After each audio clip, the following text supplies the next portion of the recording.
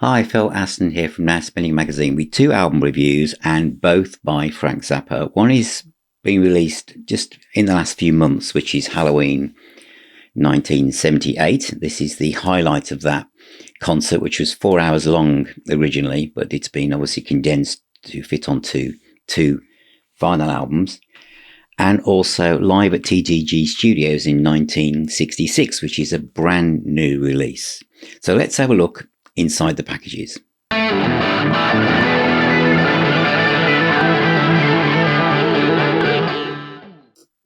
So this is a look at the two Frank Zappa vinyl releases. The first one is Zappa 66 Volume 1, live at the TTG Studios. I'll give a full overview when I do the main review part. So this is just to show you what the package is like. It was pressed in Mexico, this one. So it's a double pack. It's not a gatefold sleeve. It comes with a short fold out kind of booklet giving you some historical data about how the album was recorded, where it's been for the last 50 plus years, and all the kind of credits, etc. And the vinyl itself is it's in polyline sleeves, which is good. So it's in transparent red vinyl, and sides 3 and 4 are absolutely fine. It's a strange thing for me to say, isn't it? And I will touch on this when I do the review, and I'll bring up a photograph because I don't think I'll be able to show you on the camera. You might be able to see that. I don't know. No, you probably can't, but I'll show you on a photograph which will come up when I do the main review. And side one. So both of them transparent red vinyl, probably 180 gram, polyline sleeves, etc. That's the cover. The Halloween 1978 album does come in a gatefold sleeve. This is pressed somewhere in Europe. This is is really heavy duty vinyl, also in a polyline sleeve. It's a double. So this is on a much more kind of exotic, psychedelic orange, yellow and white vinyl. And it comes with a booklet with lots of detail about the recording, which of course this was a mammoth 4-hour concert. So the vinyl album is just edited highlights.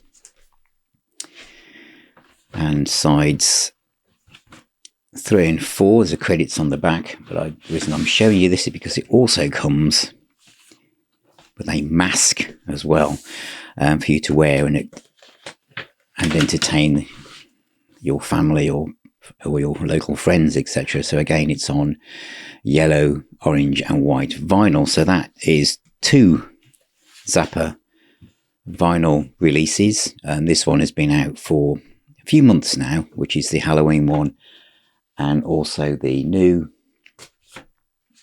Zappa 66, which is brand new. So that's a look inside both of these new vinyl sets by Frank Zappa.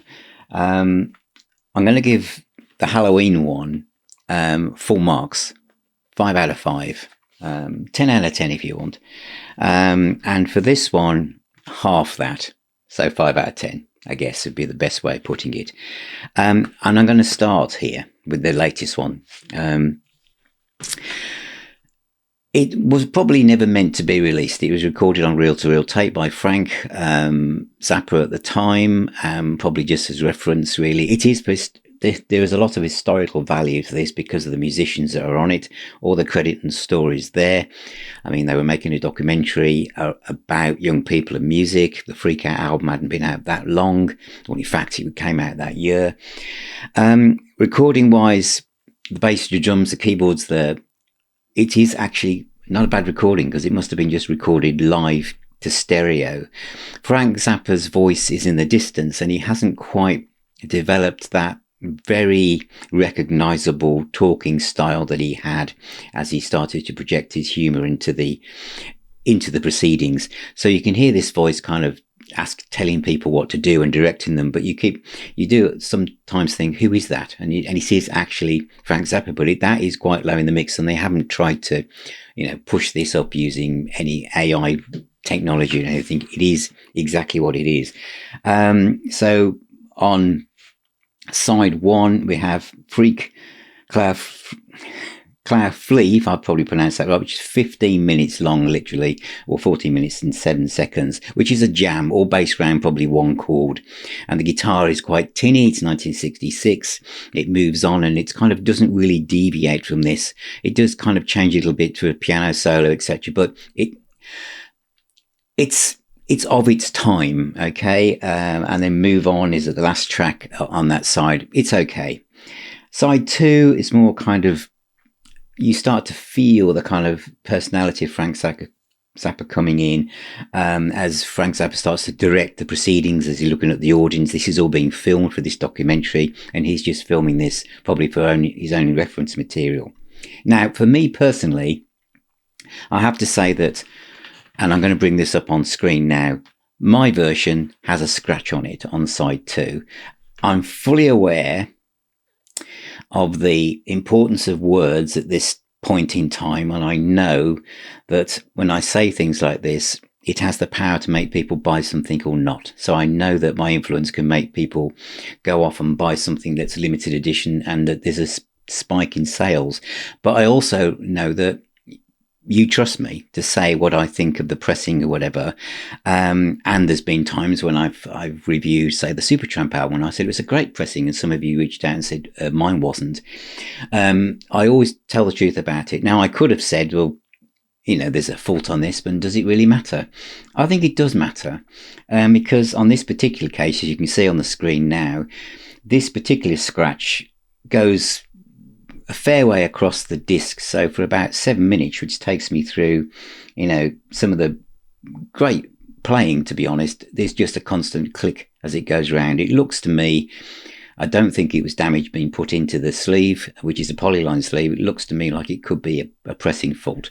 This was pressed in Mexico. It's the first. I don't get many albums pressed in Mexico sent to me, but I just have to point that out. And it's irritating, okay, and it's important to put this across, because this channel, the website, is all about people who love physical media. And I know that if I'd gone for the CD, this problem would not have existed. So it is this kind of anxiety and gamble that when you go for the vinyl version, is it going to be okay? And it's, for the price of these things, I don't think that's really good enough in 2026, to be quite honest. So back to the music. Side three, because I was thinking on side two, this is going to have such a limited appeal in some ways. This is really kind of the hardcore Zappa fans. Side three, I started to change my mind, because the A2 Jam, Khaki Sack, Prototype Part 1, there's some really good playing. There's some fantastic Hammond organ playing as well on this, and it's of its time, but I love that kind of stuff. So we've got Frank Zappa on guitar, Ray Collins on vocals, Dal Casher on guitar, Don Preston keyboards, Roy Estrada on bass, Jimmy Carl Black on drums, and Billy Mundy on drums as well. And as I say, musically here, this is where I really felt that this is the kind of thing I probably would play, a fair bit, to be honest. Prototype Part 2 opens up side 4. Duke of Prunes is quite funny. It's edited. And Victory Through Vegetables. So we're really moving into Frank's sense of humour and ability to come up with titles for songs that were instrumentals was obviously to the fore here as well. And that's about 10 minutes long. And then we're all having a freak out is the last track. So I always think with Frank Zappa, the style of music is, it's possible you can be a Frank Zappa fan and not like all of his output. And equally, even if you think you don't like Frank Zappa, the music is so varied, there will be something you like. But this is kind of more laser focused and a niche offering. It's just, as I say, it's a shame that my version has a scratch on side 2, which takes up quite a bit of that side. Right. On to the next one, which has been out for a few months now, but I've only just got around to reviewing it. This is superb. 1978, 1976 was when I was bought my first Frank Zappa album, which is Zootillers, and because of that, when you have a Doorway album, it can end up being your favourite, can't it?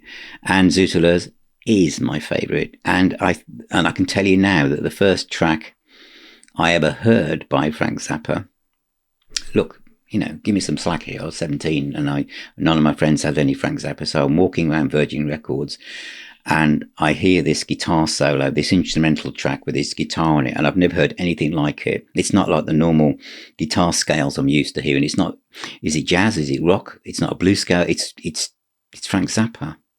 It's unique. And the track was Black Napkins.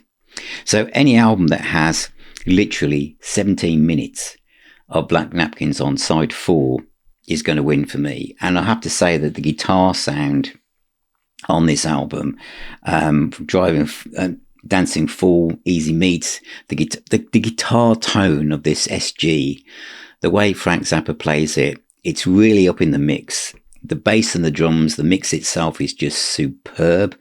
Conehead, Suicide Chump is fantastic.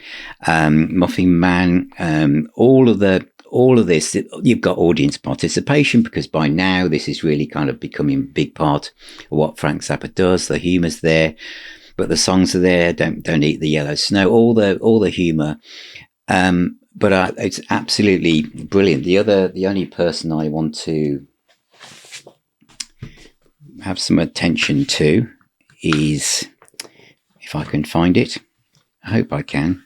But it's probably on the inside of it's on the inside of the gatefold sleeve. So bear with me because I just want to mention this person. So this is Frank Zappa. It's all in Gothic font, which isn't always the easiest thing to read.